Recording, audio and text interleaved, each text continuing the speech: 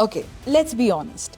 DC के पिछले कुछ सालों के डार्क, मूडी और सैड बाय सुपर हीरो से हम सब बोर हो चुके हैं। But I am happy to tell you, James Gunn एक नई उम्मीद की किरण लाया है, एक लाइट ऑफ फ्रेश सुपरमैन के साथ। DCU just fizzled out Marvel की मोमेंटम को चेज करते करते, लेकिन गन एक नए डीसीयू के पहले चैप्टर गॉड्स एंड मॉन्स्टर्स के साथ आए हैं। इस रीलॉन्च को गन ने ही राइट, डायरेक्ट और प्रोड्यूस किया है, जो उनका एक ऑल इन ओपनिंग मूव है। डेविड कॉरेनस्वेट इस रोल में एक ऐसी परफॉर्मेंस के साथ आए हैं जो सरप्राइजिंगली अच्छा काम करती है। जब कास्टिंग पहली बार अनाउंस हुई थी, पूरे इंटरनेट को डाउट से, लेकिन सुपरमैन देखने के बाद let's just say it, we sold. उनके पास वो प्रेजेंस, सिंसियरिटी और वो ओल्ड स्कूल चार्म है जो क्लार्क कैंट को क्लार्क कैंट जैसा फील कराता है। गन ने सुपरमैन को रियलिस्टिक बनाने की कोशिश नहीं की है, एंड दैट्स द पॉइंट। ये वर्जन कॉमिक्स की तरफ झुकता है, उसकी गोफी लॉजिक को अपनाता है और एक ऐसे सुपरमैन को वापस लाता है जो बिना किसी झिझक के होप का बीकन है। दुनिया में पहले से काफी सुपर हीरोज है, लेकिन उसे अब एक सुपरमैन की जरूरत है। शुक्र है हमें कैल-एल की ओरिजिन स्टोरी का पूरा रीटेलिंग नहीं झेलना पड़ा। गन ने प्लैनेट क्रिप्टॉन एक्सप्लोर्स वाले मोन्टाज को स्किप कर दिया है और मूवी को सीधा सुपरमैन के करियर के 3 साल बाद शुरू किया है। इस यूनिवर्स में मेटा ह्यूमंस कुछ समय से एग्जिस्ट करते हैं और दुनिया को उनकी आदत हो गई है।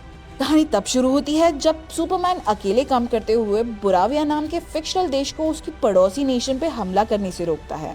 ये बात लेक्स लूथर को पसंद नहीं आती, जो उसे एक जियोपॉलिटिकल नाइटमेयर बना देता है। लूथर इस मौके का इस्तेमाल करके गवर्नमेंट में एक डर पैदा करता है और उन्हें कन्विंस करता है कि सुपरमैन एक ग्लोबल थ्रेट बन सकता है। ऑफ कोर्स लूथर के अपने शेडी गोल्स है। वो एक मिनी आर्मी बनाता है जिसमें अल्ट्रामैन, द इंजीनियर और हाईटेक फ्लाइंग सोल्जर्स का एक पूरा स्क्वाड्रॉन शामिल है। और वो बंदरों का एक लिटरल फार्म भी चलाता है जिन्हें बॉट अकाउंट्स ऑपरेट करने के लिए ट्रेन किया गया है। और ये बंदर सोशल मीडिया पे कॉन्स्पिरेसी थ्योरीज बनाते हैं कि सुपरमैन एक ह्यूमन हैरम एम्पायर बनाना चाहता है। Yup, really. साथ ही हमें क्लार्क कैंट की लाइफ का एक सॉलिड चंक मिलता है, जैसे डेली प्लैनेट में उसका काम, लुइस लेन के साथ उसका रिलेशनशिप। गन ने इस मूवी में ओरिजिन नहीं दिखाया है, लेकिन वो पूरी स्टोरी को सुपरमैन की आइडेंटिटी, मोरालिटी और पर्पस को हाईलाइट करने के अराउंड स्पिन करते हैं, और ये क्रिप्टॉन के एक फ्लैशबैक से कहीं ज्यादा इफेक्टिव है।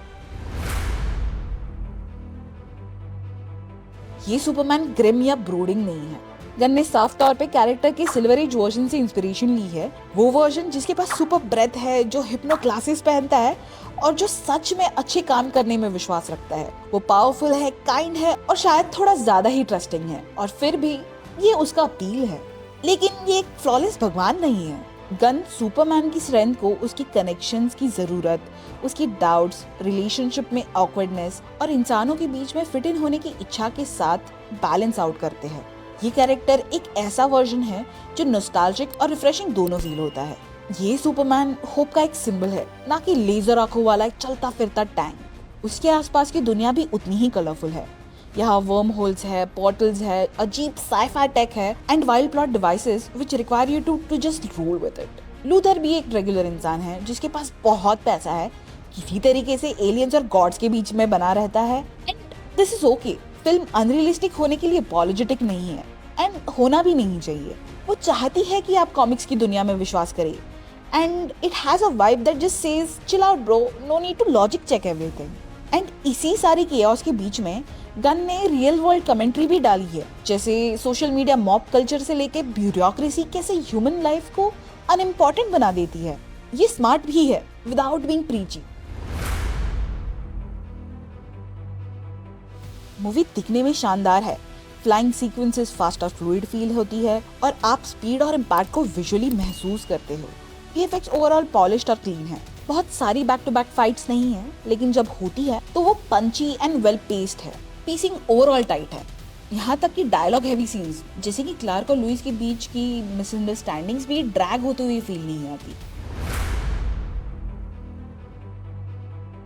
Acting is great across the board. Corenswet एक वार्म एंड कन्विंसिंग सुपरमैन पेश करते हैं। ब्रोसनाहन ने लुइस लेन को अपना बना लिया है और उनके फेवर में तो स्क्रिप्ट भी काम करती है, जहां उनको सिर्फ एक लव इंटरेस्ट नहीं बल्कि एक sharp independent character with a purpose लिखा गया है। होल्ट लेक्स लूथर के रूप में एकदम स्टैंड आउट करते हैं। वो मूंछों पर ताव देने वाला एक विलन नहीं, बल्कि एक बिटर कैलकुलेटिंग आदमी है जो इस बात पर लगातार गुस्से में रहता है कि सुपरमैन एग्जिस्ट भी क्यों करता है। सपोर्टिंग हीरोज को भी उनके मोमेंट्स मिलते हैं। ग्रीन लैंटर्न और mister terrific solid humour, energy और अपने खुद के कूल मोमेंट्स लाते हैं। हॉक गर्ल अनफॉर्चुनेटली ज्यादा इम्पैक्टफुल नहीं रही है, इस हद तक कि उन्हें प्लॉट बदले बिना ही काटा जा सकता है।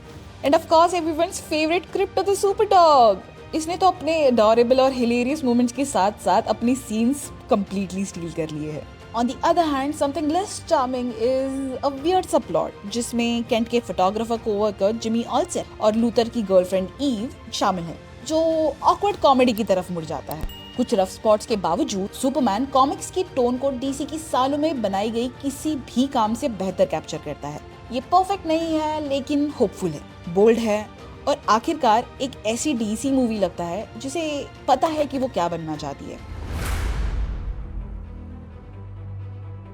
सुपरमैन वो ऑप्टिमिज्म और सिंसियरिटी लाता है जिसकी कैरेक्टर को स्क्रीन पर सख्त जरूरत है। James Gunn actually understands what makes Superman tick and has made a movie around it, not by making him relatable, rather by making him inspirational. Corenswet cape में बहुत ही बढ़िया फिट होते हैं और टोन क्लासिक डीसी जैसी लगती है। ये फ्लॉलेस नहीं है बट फन है, होपफुल है और नए डीसी के लिए एक स्ट्रॉन्ग स्टार्ट है। So guys, that was the review for Superman और इस मूवी को IGN इंडिया रेटिंग देता है 8। अगर ये रिव्यू आपको अच्छा लगा तो leave a like and let us know in the comments what do you think about this movie. Thank you for watching and we'll see you in the next one.